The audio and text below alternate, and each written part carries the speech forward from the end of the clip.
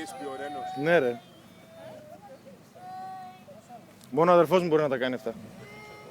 Δεν πειράζει, ας σας γνωρίσει το αυτοκίνητο καλά και... Γι' αυτό μωρέ να μπει, για να δει το αυτοκίνητο.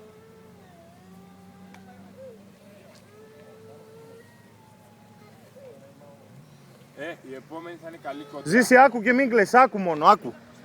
Άκου πώς θα κάνει, άκου. Η επόμενη θα είναι καλή κόντρα με τον Ρόκου του Α4 αργή, αλλά καλή κοντρίτσα.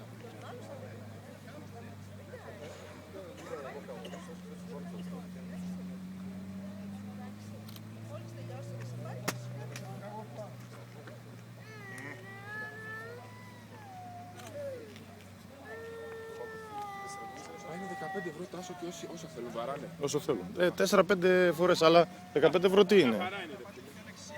Παιδιά λίγο πιο δεξιά, ναι, γιατί μπορεί να έρθουν πάνω. Ανάνη.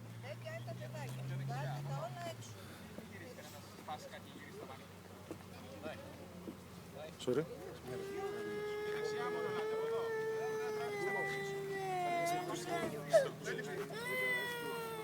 Δεν κλαίμε τώρα, ακούγε, θα ακουστούν τα αυτοκίνητα τώρα.